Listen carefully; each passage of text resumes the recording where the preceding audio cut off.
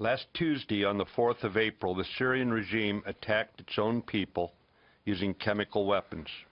I have personally reviewed the intelligence, and there is no doubt the Syrian regime is responsible for the decision to attack and for the attack itself.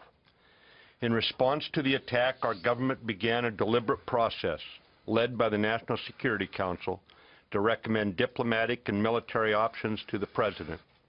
We met over several days, and I spoke with some of our allies.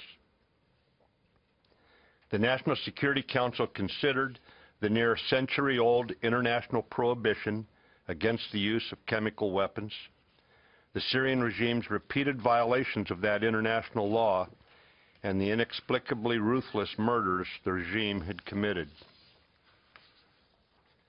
We determined that a measured military response could best deter the regime from doing this again.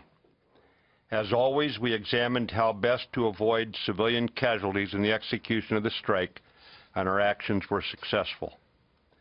Based on these considerations, on 6 April, the President directed military action consistent with our vital national interest to deter the use of chemical weapons. This military action demonstrates the United States will not passively stand by while Assad blithely ignores international law and employs chemical weapons he had declared destroyed.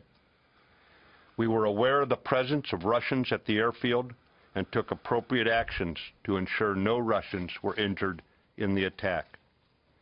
Our military policy in Syria has not changed. Our priority remains the defeat of ISIS. ISIS represents a clear and present danger, an immediate threat to Europe, and ultimately a threat to the United States homeland. In closing, the Syrian regime should think long and hard before it again acts so recklessly in violation of international law against the use of chemical weapons.